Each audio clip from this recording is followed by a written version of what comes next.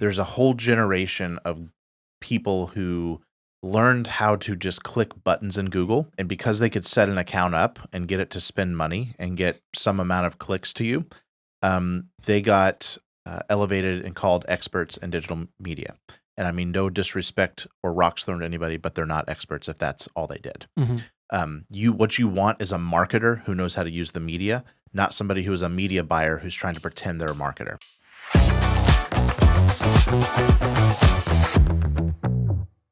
Welcome to the Maven Marketing Podcast. Today is Maven Monday. I'm your host, Brandon Welch, and I'm joined by my co-host, Caleb Kinsman Hat Agee. That's a fancy Kinsman hat. I got it this week, and I had to sport it. So. Shout out to our friends at Kinsman Journal who are doing some incredible things to enrich the lives of leaders in both our community and across the nation, and you'll be hearing more about them soon. But you should check out kinsmanjournal.com and subscribe to their newsletter. And they have a podcast too. They have a podcast. I mean, don't leave our podcast to go to their podcast, but when you're done listening to this. If you like and subscribe our podcast, you can bail now if you like. So just go over and listen to them. Yeah. Actually. Unless you don't. But you'll miss out. Yeah. You'll miss out on a really, really, really juicy topic today, which is how to hold your digital ad agency accountable. How to hold them accountable. It's a fun one. It's a little bit of a dangerous one for us. Not really. It's not dangerous for us to say, but you very often could be potentially throwing some rocks, unintended. Here. We're gonna shoot some shots over the bow here in a second, but everything's gotten harder in marketing. That's the reality. It's harder for us. It's harder for those other agencies out there. It's harder for if you're trying to do it on your own as a inside business marketer. And when everything gets harder, you start asking more questions, which is great. The problem is you weren't asking those questions all the way along the ride. And there are some agencies that are really going to be glad you asked these questions. They're going to be like, great, let's fix this together. And I just want to say the spirit of this episode is not go fire your agency. The spirit of this episode is know how to collaborate with them. And then, but if they can't collaborate with you on the things we're about to talk about, you may have the signal that you aren't with the right partner. Yeah.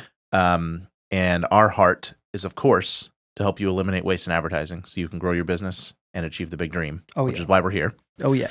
And so as you're going, I'm frustrated with my marketing or I'm not getting what I used to, these are the conversations we host inside our client relationships as our agency. Yeah. That was built on my, I guess, passion or experience of not having somebody do this for me when I was the one spending advertising dollars and wondering if they were working. Yeah. And so that's the whole heart behind this podcast and everything that we do at Frank and Maven and the Maven Marketer and soon to be Maven Method Training. And so if you are wondering, hey, what can I do to equip myself with some better knowledge just to make sure I'm not doing the big things wrong? Like you could be doing the big things right and still be struggling a little more right now. Yeah. Just a product of the headwinds we're in.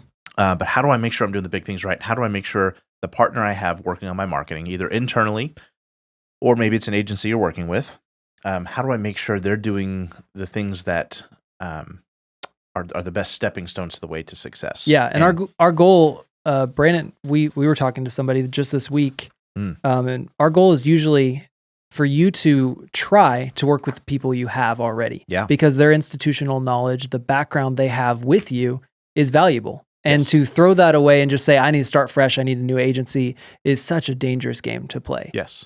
Try to be quitting for the wrong reason. Yeah.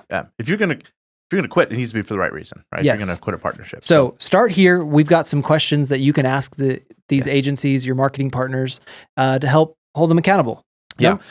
So we have, was it five questions you need to be asking? No, it's actually 4. It's 4, but then we have some thoughts. We had some thoughts to add on that. So number one thing I'm seeing, and Caleb mentioned this, I've gotten a number of people, like we're getting some opportunities. People are calling us up and going, hey, my agency's really not doing their job. And half the time I've looked at those and be like, they are doing most of the things right. You just need to tweak it here. So I'm like, oh my gosh, how are people charging money for this?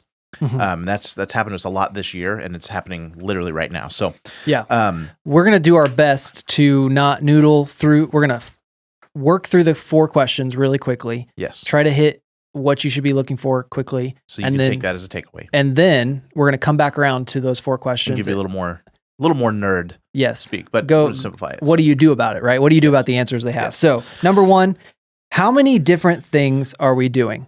This is kind of a big question, but we're looking at how many services are you paying for them to do? So look at your invoice from your agency. How many are they Google ads, Facebook ads, SEO services, website management? Are they putting the shiny object treatment on your bills? Yes. And then the second side of that is not just what you're paying them to do, but all the different medias that your money is going to. So are you on Facebook, Google, Angie's List, Yelp, Yellow Pages, whatever, you know what I'm saying? Yes. All these different places.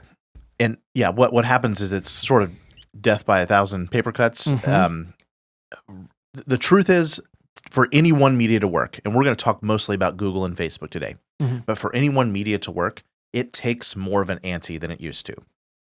The idea of sprinkling, $500 to $1,000 here, sprinkling $500 to $1,000 here. This package came along from the Yelp rep or some local, TV station that wanted to add a little $700 thingy here. Like that sort of mentality, that over fragmentation of your media budget is going to kill your results. Yes. For two reasons. One, you probably aren't making enough noise to begin with. Yep. The cost of that inventory, like you think of the universe and what it costs to get attention, that factor is just higher. It's inflated like everything else. Big ad platforms are charging more. Google and Facebook, we've talked a lot about, specifically how Google is charging a lot more.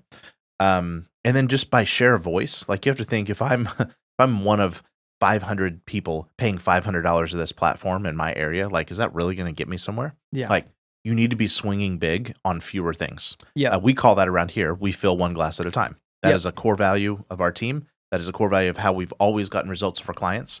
We do fewer things, but better and bigger. Yep. And so you want to stand out with a bigger share of voice. Yep. So how many different things are we doing? And what I would hope that you would see is, hey, we're doing Google really well. We're spending, $4 or $5,000 a month. If you're a reasonably sized service company or professional service, which is most of the listeners on this podcast, if you're below that like $3,000 territory on Google, you're not spending enough to get an optimized result out of it. You're going to get onesies, twosies, but you're going to be frustrated with the sporadic nature of what you're getting. Yes. So now used to be that could be $1,000 or $2,000 and I could get that kind of result, but I'm telling you the floor. There's a minimum ante there. You got to buy in at a certain level. And so our advice is to make sure you keep that the list of things that you guys are doing, you and your agency, probably less than 5. It's probably 3. If you're doing a great job. We have clients that are growing at really nice rates right now, and we do 3 things for them, and they're spending $500,000, $600,000, $700,000 a year. So I'm saying until you're knocking on the $1 million territory, it's like 3 to 5, but 3 is fine. In a medium-sized market. Small towns, that budget's going to go quicker, and you can start adding the bells and whistles. But and for my money, those things would be, I want to know I'm doing the best I can in Google. I'm just going to tell you straight up, we're taking money from Google and we're maximizing Facebook right now. It's an underbought platform. The cost to reach people is getting better and better and better, and they're getting better at earning conversions leads. So we're generating thousands of leads a month just literally off Facebook campaigns. Yep. Some of you that'll be new, surprising, and different. Some of you that'll be like, duh.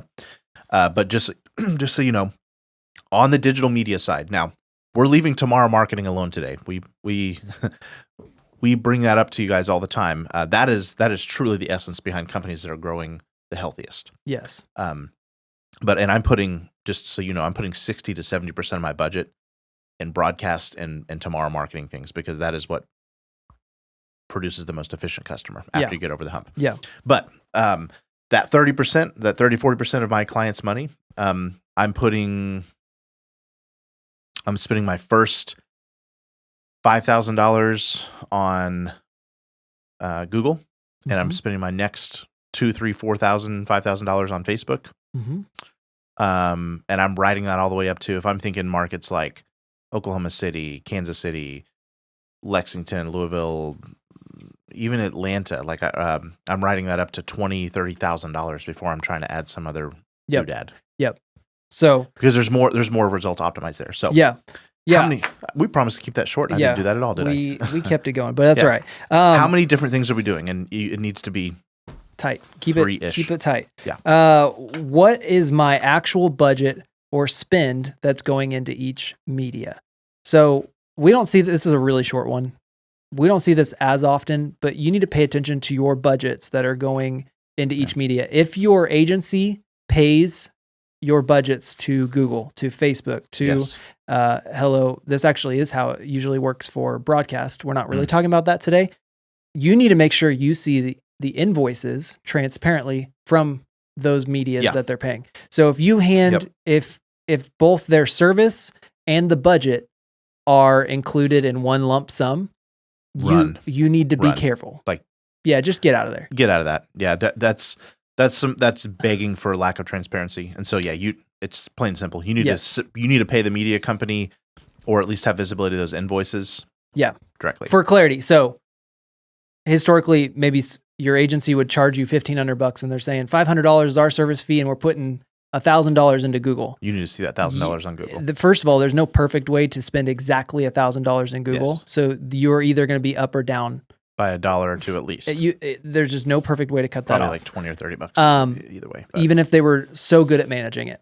Yeah. But what we do is we charge, our service fees, but our clients put their credit card straight into the media. Into Google, yeah. And they also can see all the billables, but it's hitting their credit card instead of us playing pass through. So big fan of just paying for that consultancy as the line item, and you're paying somebody to manage that for you, not actually paying. We've had a few scary times where we've looked into somebody's accounts and they're like, I'm paying $1,000 and only $200 of that was making it to the media partner. And I can think of one that was really big. It's and they real had spent, scary.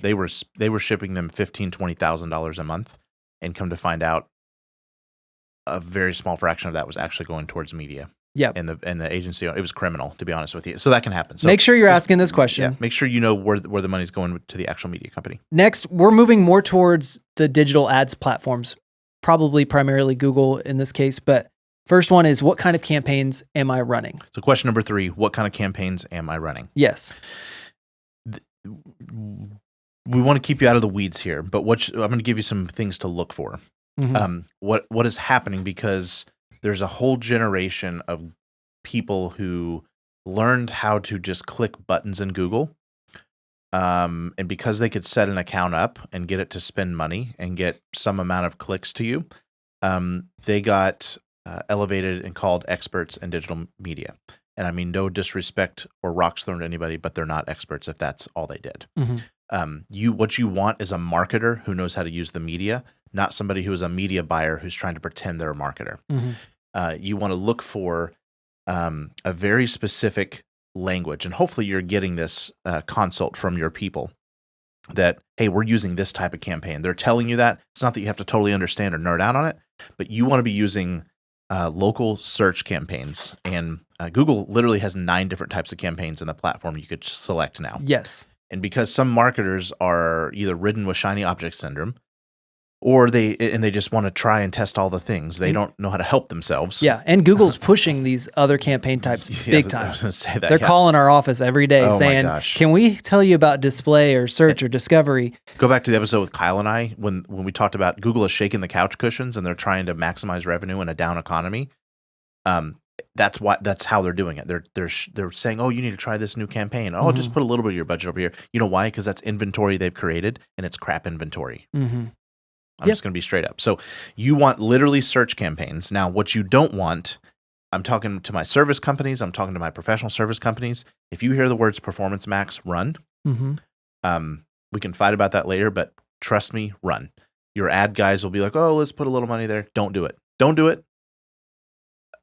Man, if you're spending $20,000, $30,000 a month and you want to test a little bit of that, fine. But man, my guys that are just trying to get the leads and calendars full, do not do Performance Max. The way they define that is a set and forget AI-driven campaign.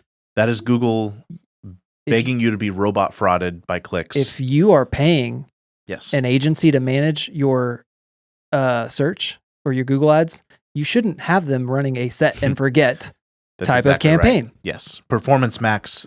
For starters, it's nothing that can be managed. And while I'm on that topic, please don't get charged for local service ads. If you're running local service ads, like Google Guarantee, we talked about that last episode. Yeah. That is literally, you go put in your information and it is set it and forget it. And that's a place you should probably be in Google if you're a service company. Go listen to last episode to find out why. But, local service, which is kind of in the search engine result page, put some money there, but there's no amount of management that you should be really paying an agency for. Yeah. You don't. So that's a side rant. But back to what kind of campaigns do you want to be running? Search and local services. Display, again, until I'm spending $10,000, $15,000, $20,000, I'm not even considering that. It's weak. It's not going to produce, it's not a lead generation type campaign. They claim it's good at branding, and I say there's a lot better things you can do to brand your company. Shopping ads. If you're e-com, you should be there because it's part of search, but you don't want that as a service company probably. And you don't want discovery campaigns or smart campaigns. Yeah. So like if you have access to your Google Ads dashboard, you can go on there and say, okay, you can look at this. And what you want to see is the search type campaign. There's a column of the type of campaign. You want to make sure it's a search campaign. Yep. The other thing, and I'm forgetting the exact term, help me with this, the expanded search network. Is that the a side term? question to this? When you say what campaigns, say, hey, do I have the expanded search network on? Yeah. Google turns that on by default now. And just the basic thing you need to know about that is that they're spending your money on crappy little third-party websites and showing your ads there, and you're getting bogus traffic. Like there's a ridiculous amount of the traffic on third-party sites. Yes. When you don't uncheck that button, that is a total waste. It's robot traffic. It's click fraud. We had one new campaign that went up for a week, and our client said, I'm getting double the leads all of a sudden. They're all bogus. Why? What's going on? But they're not picking up, or they're not available, or they never filled out the thing. We found that button was on. Turned it off. Yeah. Gone. That was before Google told people they were doing that. They literally snuckily turned it on by default, and we found it very quickly, but don't get caught spending money on that. You do not want, for clarity, when you say, what kind of campaigns am I running? If they say display, say turn that crap off. You don't want discovery. You don't want smart. You do not want performance max. Run from those things. Okay. Yeah. Here's why. Let's be really clear about this. When you're spending money on Google, you are expecting to get a lead from that spend. A today customer, as we would call it. So you're looking for somebody with a high intent that searched for the service you provide. They searched for attorney near me, or they searched for which probably means they want an attorney near me. And so you're expecting that they have a high intent click. They're going to click on your ad, hopefully, and then they're going to go to your landing page and convert. All of these others are actually tomorrow marketing efforts. When you're running display campaigns across games and recipe websites and all of these other things, which is what Performance Max shows up in Gmail, it shows up in YouTube, all these other things. It's in a random assortment of it's a random, impressions. And those are broad impression-based medias. They're actually not even pay per click. They're actually based on the volume of the impressions you get. We are looking for high intent search leads. And if that's not what you're getting from these other campaigns, you're in trouble. But here's what will happen, especially on your more like copy paste type ad agencies. If you're paying for some package, what's going to happen is your guy's going to come and he's going to look at all these impressions and clicks, and you're going to go, okay, what does that mean? He's going, oh, it's really good, boss. You know, I got you 400,000 impressions and 82 clicks or whatever, and your click through rates, and it's like, guess what? A lot of those are fake because they were on. Ask yourself, when you're searching for a barbecue recipe, do you really want to see an ad about a window company? Is that the time and place you're going to devote attention to that? No, it's not. And it's not intrusive enough that it's going to earn your attention. You're going to scroll right past it. And it's not going to equal that tomorrow impression that is good in other types of medias and broadcasts and things like that. Yes. But the idea that you're branded just because you had some random ads thrown everywhere, it just doesn't add up. Yep.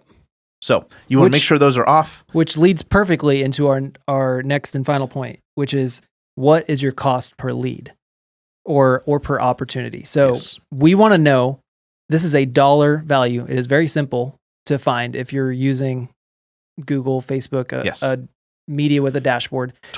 Let's be clear. Don't ask what your cost per lead is on other types of media because they're used for different things. That's I'm talking broadcast and print and billboards. That's a useless question in that environment because those medias are not meant for lead generation. Correct. They're not meant for activation. They're meant for priming people. But when we're running just like we just told you, you're running local services ads and Google ads. Yes. Google search campaign. You should look at that Google search campaign and say, what is my cost per lead? Yeah. And in that environment, the only possible way to measure it is to ask that. What did we spend and how many opportunities did it generate us? Because there is no such thing as a long-term branding effect from a Google ad. Mm-hmm.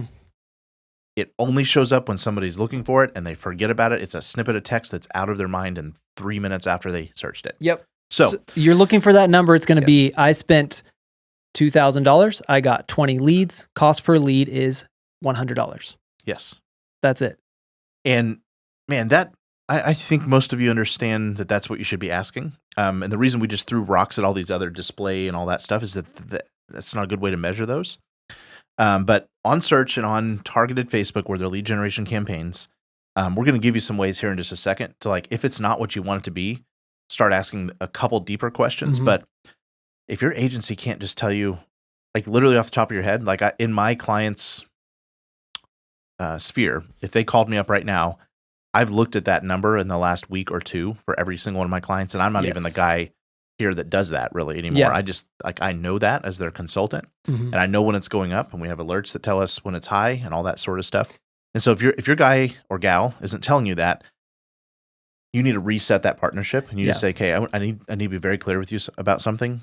I need to tell you that I pay you to be a steward of the transactional dollars that I'm spending online.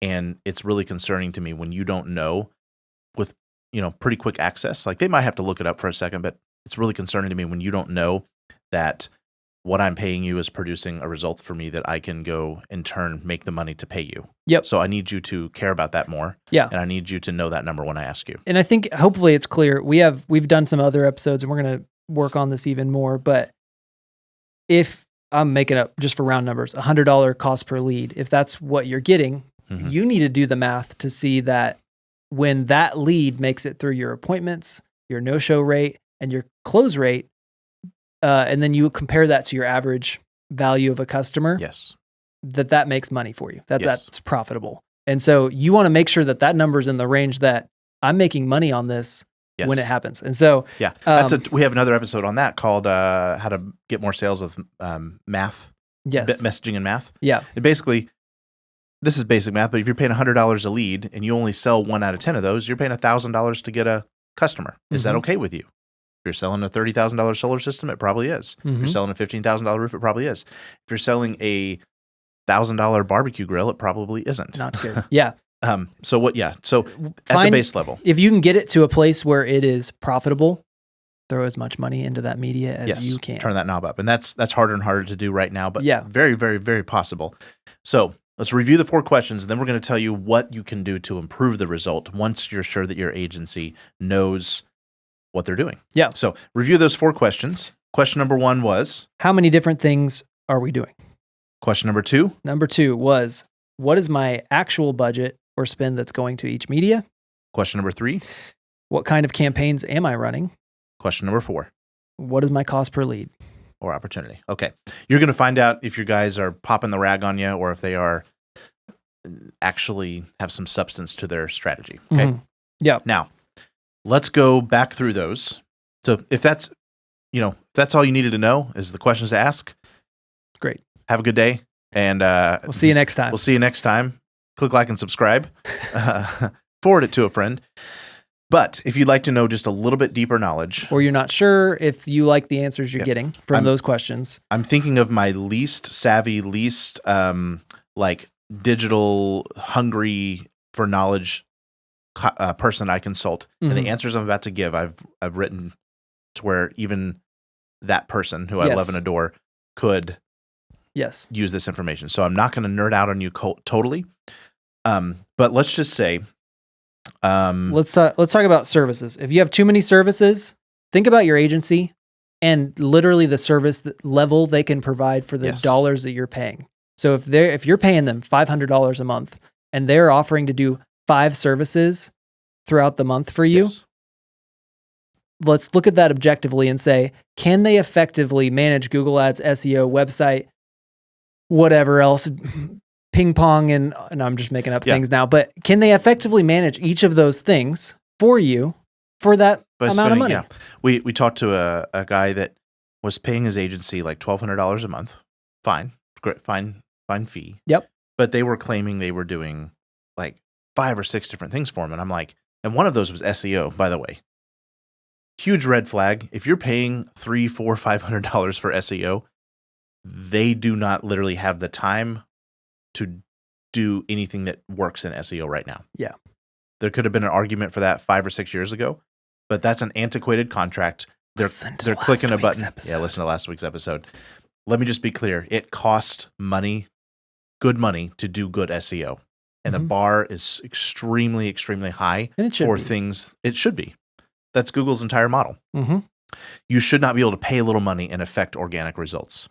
So I'm talking to my guys that have got little dinky SEO contracts. We do SEO, and be very clear, but we say, you can give me $500 and I can do a couple dinky little things, but it's not going to make you happy, and then you're going to be mad at me. Rather and I'm not gonna be happy, right? Put that in your Google budget, or we'd rather. There are better ways to spend just $500, but if you have enough, that's where it makes sense. And practically, dude, if it's SEO, you want a log of all the things they're actually doing. They need to be creating some level of content for you.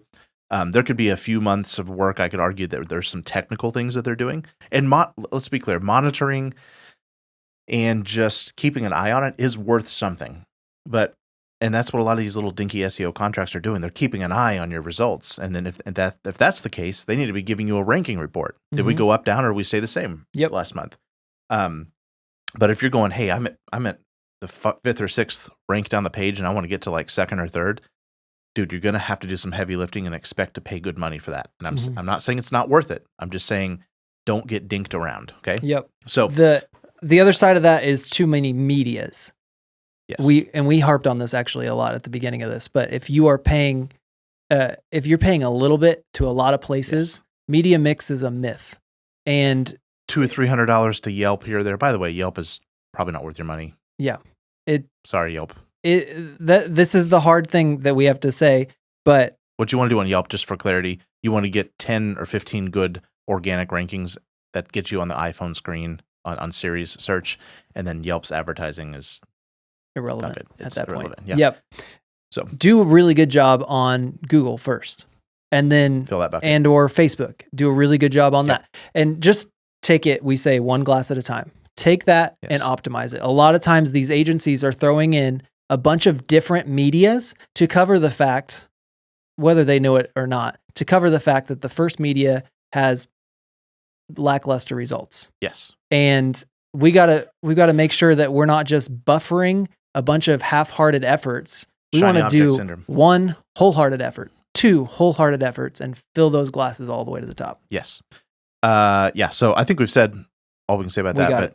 But last thing I would leave you with, if you're not spending a couple grand a month on the media, committed to it, just don't do it. Save your money, save it up, and do it big. Don't get dinked. There it is. Okay. What kind of campaigns am I running? That's simple. You turn off Performance Max, put that little crappy amount of money that they're probably spending on that, put it all into search. Yep. Search campaigns and LSAs. You're looking for today customers, advertise like you're getting today customers. Yep. Okay. Last one. What do I do about a high cost per lead? Yeah. Let's say you do have that dialogue with your agency. Let's say they know, you know. By the way, like you could have a profitable lead cost. On your end, you need to be knowing what's the quality of those, what percentage are turning into appointments, what percentage of those appointments are turning into sales.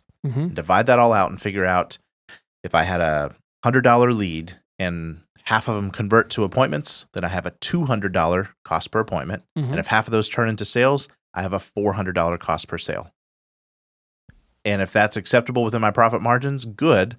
Now I know nothing's on fire, but let's just say I want to improve it. I want to say, Mr. Ad Manager, how do I get my, cost per lead from 100 down to 95 or 100 down to 90, right? Yeah. Here are the things you want to ask. And I would throw red flags if you ask these 2 questions and you're and your digital media person can't produce a fluid answer, you got a problem. Mm-hmm. Most important question, what is my conversion rate on my landing page? It's the biggest leverage I have. Yes. Now, I just said a fancy term, conversion rate. That just simply means what percentage rate of the people that visit my page are turning into a phone call or a form fill. Mm-hmm. Okay?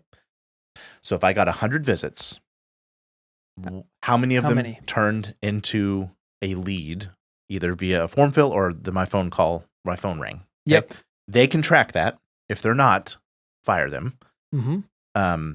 You can track that on your end and verify because you know how many dadgum leads you went on, right? Mm-hmm. So what is an acceptable conversion rate? If you are in the 3 to 5% conversion rate from like Google campaigns, you're probably okay, and you're probably within average. I think the average in the industry is like 3.7 or something like that. Okay. Yep. That is good, possibly profitable, but not great. But you know you're not on fire. Okay? Yep. Below 3, you got problems. Yep. You can improve that. And practically what you're doing about that, you need to work on the structure of your landing page. Mm-hmm. It's about words and offers and clarity of next steps. And we did an episode on how to get more leads without spending $1 on advertising, all about conversion rates and landing pages. You should go check that out. Nate's going to put the link to that episode in the comments of the podcast. But practically, you've got work to do on that landing page experience. Mm-hmm. Okay, I bought a visit. I paid for a click to get here. Now what happens? And if you are just saying your local roofing company since 1982, and you're just, talking all about you, and you're not answering questions that the customer has, you got problems. And that's, you need somebody, that's what I said earlier, you need a marketer, not a media buyer. You need somebody who understands language and persuading customers and what people are looking for online. Yeah. Anybody can get you website traffic. Yeah.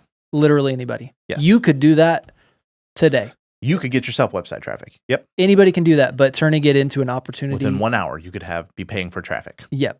The difference, a marketer can turn that into an opportunity for you to get some new business. What kind of traffic is it? And can you serve that traffic enough to where that they can pay you? Yep. Right? They're valuable. So, conversion rate. If you're going, okay, my cost per lead is $100, or maybe my cost per lead is really high. The first question, what's my conversion rate? And if they say anything below 3, you're like, okay, we need to spend some time improving the quality of the landing page. Before the conversion rate question, when you hear your cost per lead number, you need to ask, what was it last month and what was it last year? Yes. Same time period. Exactly. You need to see the trend because there is seasonality. There's seasonality and interest. There's also you want to see the trend as far as is that good, bad, or about the same, up, down, about the same. Yeah, for clarity, but even anything below a 3, even on a bad season, you got problems. Yeah. So, but it could be really high in spring and a little bit lower in summer because people are in consideration mode, not buying mode. But dude, 3 is your floor. So with that, if they can't tell you that, send them this podcast. Would be a great idea. And then maybe start looking for somebody who is a little bit more pro in the messaging and landing page experience department. Second question you can ask, this is getting nerdy, but if you're going, okay, man, I've got a good landing page. I know I do. I've got a good guy that knows my customer well, and I've got a good, system that has worked in the past, but my cost per lead just keeps going up. Mm-hmm. A good question to ask is, what's my cost per click? Mm-hmm. And cost per clicks are really useful to understand trends. There's not necessarily an objective good cost per click or bad cost per click, but if all other things are the same and are in that 5+ range conversion, and I've got all the other things checked, and your lead cost is really high, it's probably your cost per click, meaning the media, like Google, is starting to charge you double or even triple, I've seen, for the same visitor. Yep. Supply and demand. There's fewer people searching for a lot of categories. Google had to get more money to please their shareholders, so they started jacking up the price per click. Mm-hmm. And or competitors showing up into your space, driving up the cost. I do not have I don't think a single account right now that is paying a lower cost per click than they were last year. It's almost all higher. Yeah. Objectively. Now, there's ways we're combating that with better conversion rates and branded. Like if people are searching their name, like our guys that are on TV, overall they have lower cost per click because people are searching their name, which is a way cheaper click. Yeah. But like I'm talking your category term, window replacement Atlanta. Mm-hmm. That's twice as much as it was a year ago. Yeah. What was the stat we saw? Digitalmarketer.com was saying 200%. 198% is the year over year average for Google's cost per click. Or no, as CPC, CPC, right? Cost per click, yeah. Yeah. So you're paying double unless other things in your system changed, meaning unless your marketing got better, your language on your website got better, you're paying double the click and you're getting the same result. Mm-hmm. You doubled your ad budget for half, So you should be asking some questions about that. You should be asking some questions. This is why our phones are ringing. People are reaching out because they've heard the podcast, they've read our books, they're aware that we're the guys going, stop wasting money on advertising. And so this is why we built this episode. So those are your 4 questions. Anything further than that, and if it's just convoluted and you're not getting clear answers, man, I would start looking for other partners. I would. And Megan or anybody on our team here would be happy to have a conversation with you about just doing an audit and giving you some high-level advice. And I will tell you, like, even in the last week, there's people I've told, like, stay with your agency, ask them these questions, manage them better, and because there's something there. We will be the first to tell you if that's the case. Yeah. There are some I'm like, I'm sorry that happened to you. I don't see a skill set there that's going to improve. So just keep thinking about how we're going to sign this episode off. Yeah. Marketers who can't teach you why. Yes. Isn't that our just a fancy lie? That's what we say, isn't it, Nate, the camera guy? We say it every single time. And you need to be looking for marketing partners who can teach you why your numbers look like they do. That's exactly right. Yeah. It's not that you need to know how to build the clock, but they needed to tell you what the time is. Mm-hmm. And you need to know how to read the time. Yeah. Yeah. It's powerful. Yeah. Thank you so much for listening. I hope this was helpful to you. If you know anybody that's just been, complaining about their marketing, send this to them. Yeah. Like our gift, like this is why we put this in the world. We don't want anybody struggling with this. We want everybody to be better marketers. We want you to be better at growing your company so you can do all these fun, wild, awesome things in your community and for your employees. And I truly believe small business can save the world. Yeah. And so that's why we do this. That's why we come back here every Monday to answer your real life marketing questions, because marketers who can't teach you why are just a fancy lie. Have a great day.